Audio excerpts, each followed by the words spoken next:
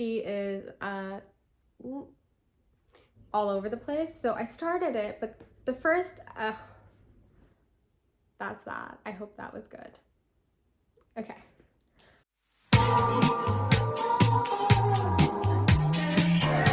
Hi, hello, welcome.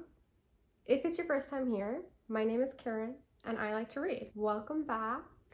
We're back at it again. It is December 4th and I thought I would film my November wrap up. November went by wicked fast, incredibly fast. There were a few days in the beginning of the month that I didn't read. As you probably remember, I had a very ambitious November TBR. There were about 12 books on there. I read 7. Admittedly, 2 of those books that I was reading in November, I did actually just finish like yesterday on December 3rd, but I'm not going to include them in the November wrap up because that would be dishonest. Instead, we're going to talk about the books that I did read in the month of November. There were 7 of them. So if we were to grade that would be a little bit more than like 50% completion rate. Like, that's not really that great, but it's whatever. It's okay. You live and you learn. Yeah, so let's just dive into it.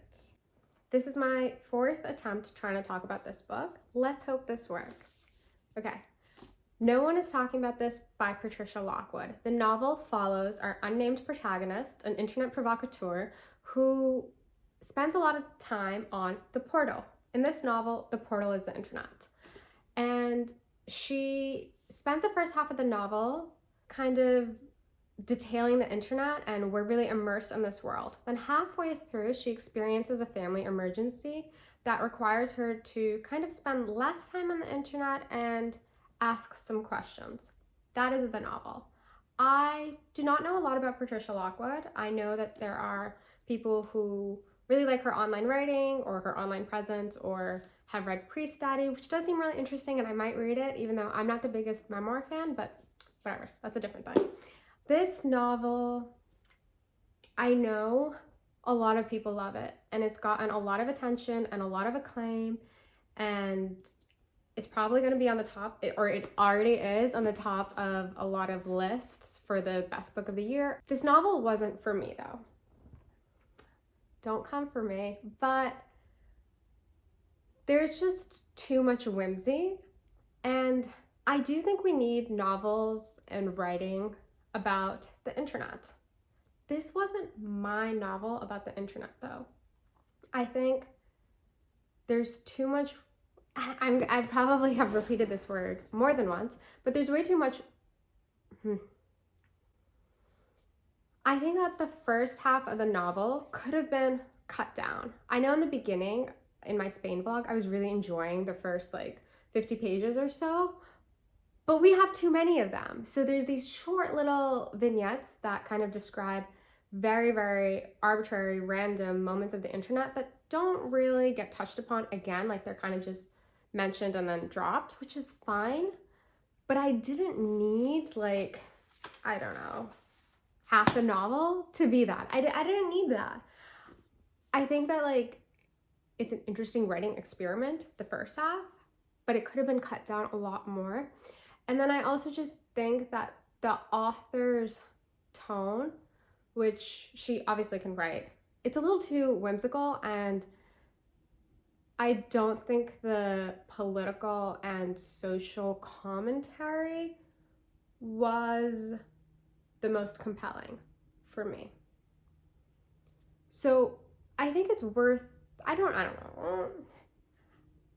I think if you're a fan of Patricia Lockwood, you'd probably like this. I don't think I understand all of the attention or why people really love this, and I probably should have read more articles on it before filming this video, but I just really am not that interested in getting down to why people love it. That's that. That was a whole heck of a lot. Okay, next we're going to talk about a little slim book that I absolutely loved. Assembly by Natasha Brown. This book also follows an unnamed narrator and told in a similar way, you know, very short little sections, but I think it's a lot stronger of a, is this a novel or a novella? That's another question. It's a lot stronger, I think, than the Lockwood.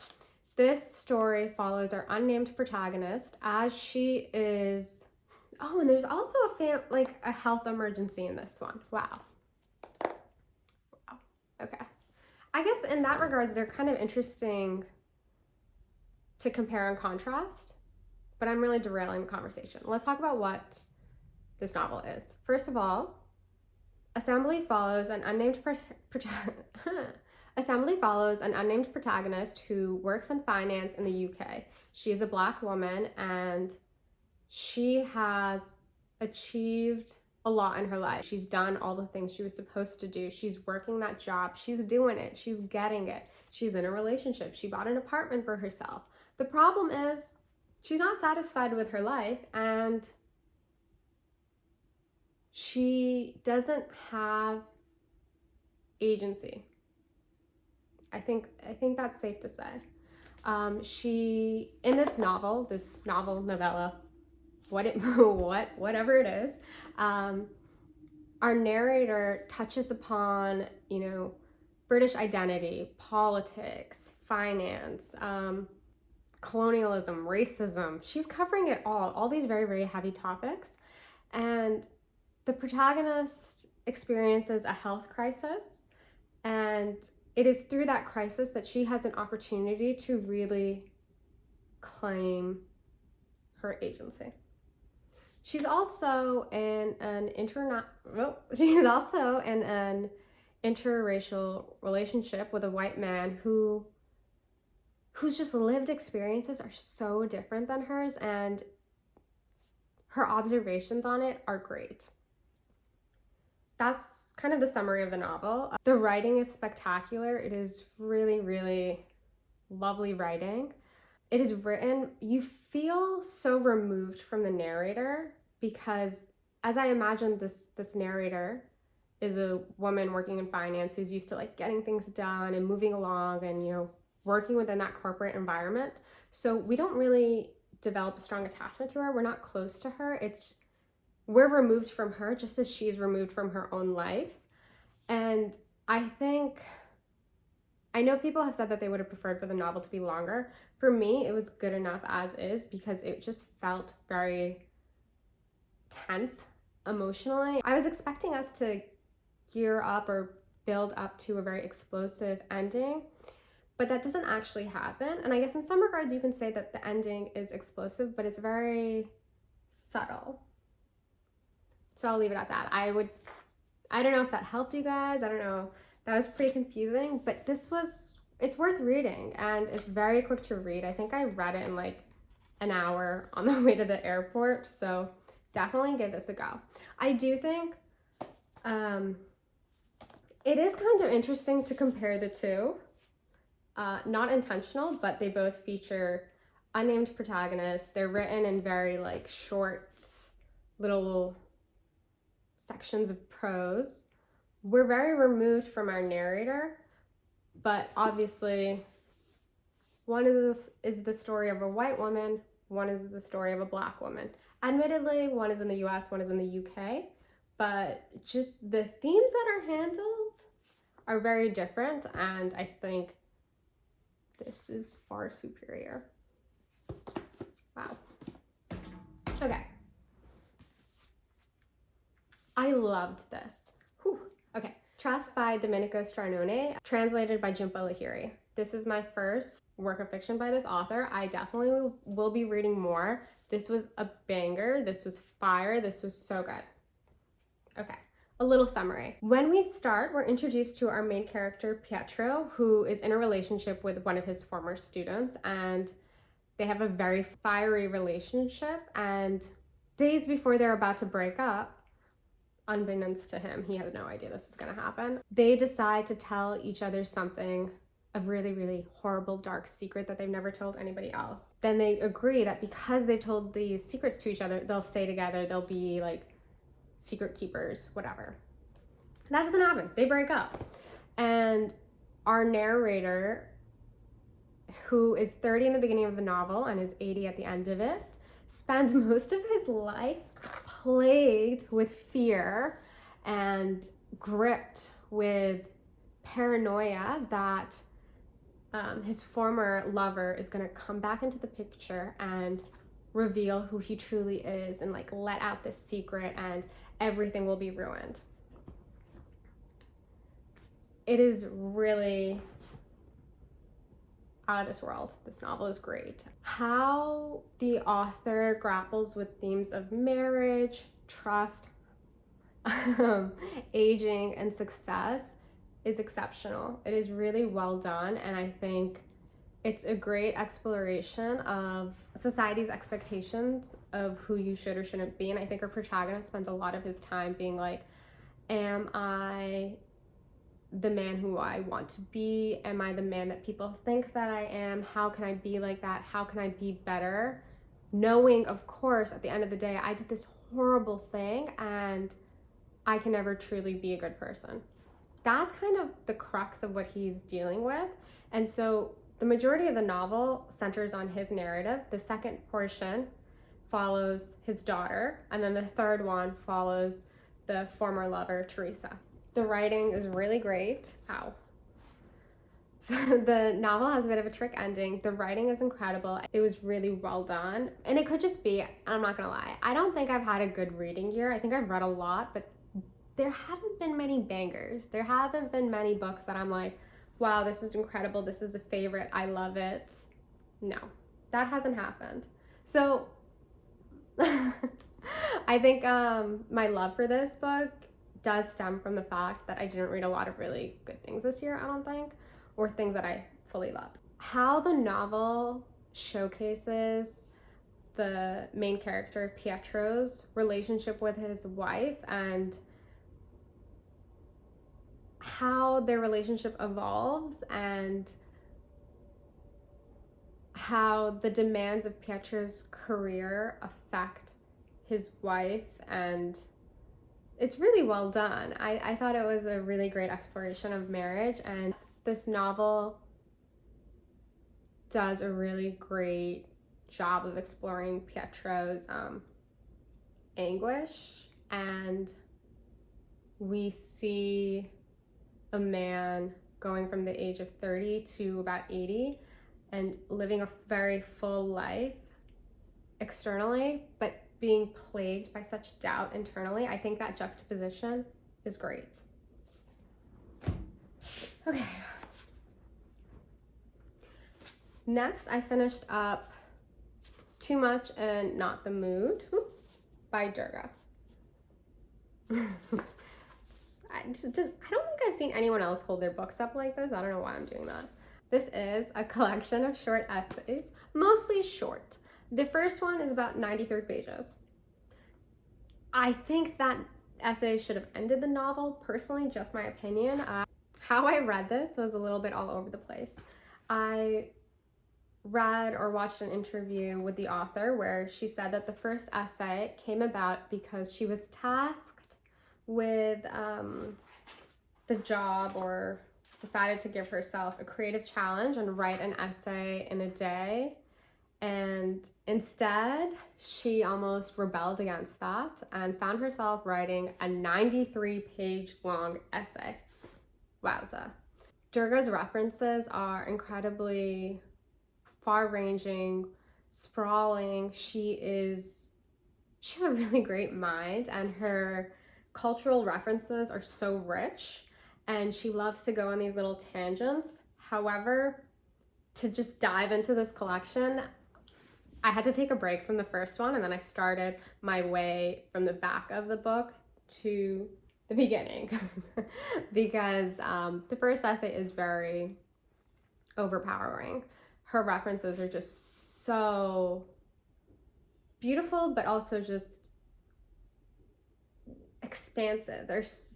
They're larger than life, and it was a bit hard for me to maintain the thread in that first essay. However, for me personally, this moments where the author uses her personal experience to explore issues of race and identity, in particular in essays D as in, and then tan lines, I believe. I think both of those essays were the strongest for me because she uses her own experiences to talk about race and identity. And as she is a South Asian, first generation Canadian, her reflections on those themes were really poignant for me.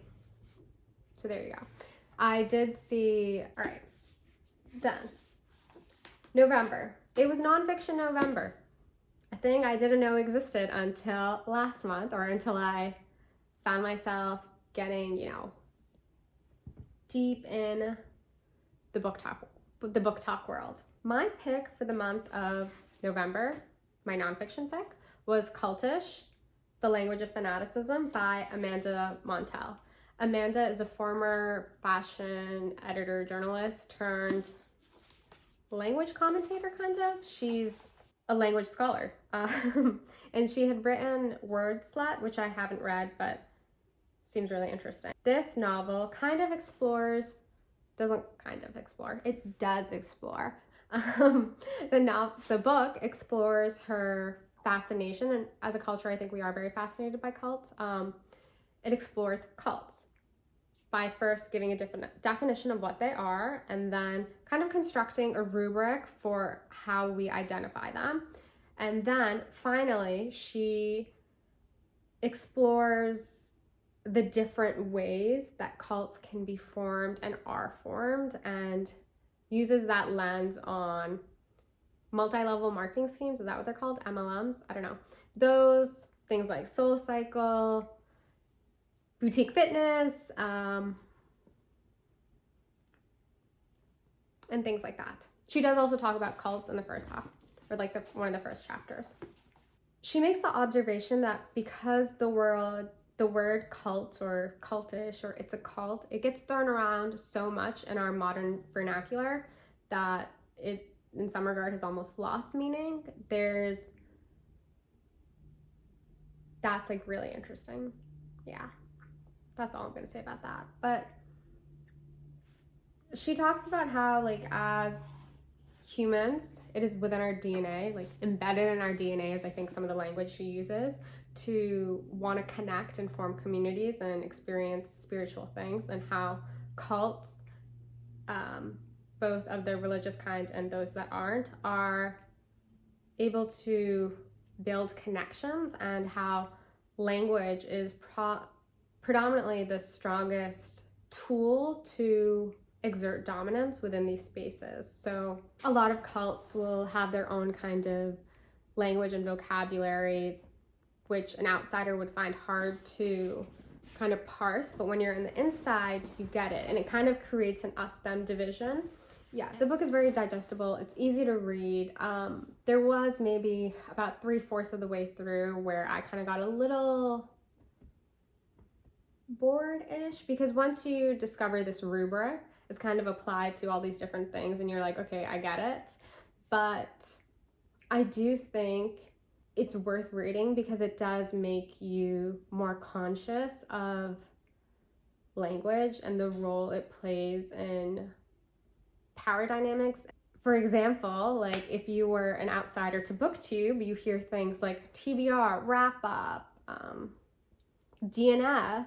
You have no idea what that is. But within the BookTube community, or BookTube, Book Talk, those terms kind of, build stronger bonds between us because we know what it is. But why BookTube and Book Talk aren't cults is because we're able to disconnect from them and go about our daily life. Like, you have that maybe 10-minute, 20-minute video, you watch it, but then you do your thing. And it's not all consuming and all encompassing in a way that cults of the destructive nature are. So the last 2 books that I read in the month of November were fantasy books. The first one, Tercial and Elinor. This is the latest in the Garth Old Kingdom series. Tercial and Elinor follows the love story of Sabriel's parents. And I think if you're a fan of Garth and the Old Kingdom series, you'll obviously enjoy it. it's really great to see Sabriel's parents as, you know, young adults. And because when you first introduced to Sabriel's father, he seems like, you know, kind of cold and distant, but he actually was a 22-year-old at one point who was really scared and didn't know what to do and doubted his powers. So I think seeing that is really interesting. However, the pacing, it is slow. I had like, I don't know, maybe 60 pages left in the book, and I was like, when are we moving along? When are things picking up? But it was good to return to this world. I still think that the first two, Sabriel and Lyriel, incredible, so good. Okay, then I read this massive tome by Sarah J. Maas. What is it called? A House? No. Oh God. I don't know if the series is Crescent City or A House of Earth and Blood is.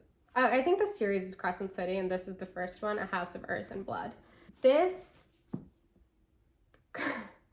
should have been edited just a little bit. The world building is crazy. This is a very, very dense, fantastical world because there's an intense like class hierarchy and different creatures, and there's the humans, the non-humans, there's demons, there's angels, there's witches, I don't know. There's a lot. And it took me a while before I understood what was happening. And basically this novel follows our main character, who is a former party girl whose best friend dies, and then like her life changes and she kind of gets isolated and has no one, etc., etc. And then the murders start happening again, and then she has to solve them, and she solves them with this guy who's an angel who had whatever. There's a lot happening. But I did end up enjoying it once I got through that hurdle. However, there are some things that I disliked. First of all, there's a lot of slut shaming in this novel. There's a whole lot of it, and it kind of got a little bit tiresome for me. Very tiresome actually. And then at around I think page 634, something happens. So from what I do know about Sarah J. Maas's writing is that she doesn't plot, or her writing style, she doesn't plot things, she just lets the mood take her where it does. And that one moment happened. I think it's around like the 600 mark. Something happens where one of the characters does something that is so far-fetched, so outlandish, that I was just like, really? Was that really necessary? It wasn't necessary. It did nothing for me. I was really annoyed by that. But I think that if Sarah J. Maas is like making a cultural commentary about how our modern world is bleak and the divisions between the haves and the have-nots, and how tough it is to, you know, secure wealth for an individual and subsequently like build itself generational wealth. Like if she's trying to say something about that, she did it. I don't know if she was, but that's what I really picked up from this novel, was that the world is bleak and dark and it's hard, and wow. That I think was done really well thematically in that regard. But the next one's coming out in February, and I'm kind of excited. I don't know where it's gonna go. I'm kind of wondering. I know that she does tend to do a lot of enemies to lovers, and the protagonist finding their love and then finding someone else they love more. So I wonder if that's gonna happen, but we'll see. Okay, this clip is 31 minutes, so I'm gonna go edit this and hope I didn't screw things up too badly. I don't think I was all over the place, but the month was like solid in terms of reading. I think I really enjoyed Trust and Assembly the most. They were incredible. Cultish is really good, would recommend. The fantasy books, if you're into that kind of stuff, give them a read. yeah, most of the books that I read were good. They were great. And I hope you guys had a great reading month in November. I would love if you let me know in the comments what books you read in November, what was your favorite, what are you reading right now? Yeah, and that's that. So I'm gonna go now because I have to edit this, and I hope to see you guys soon. Bye.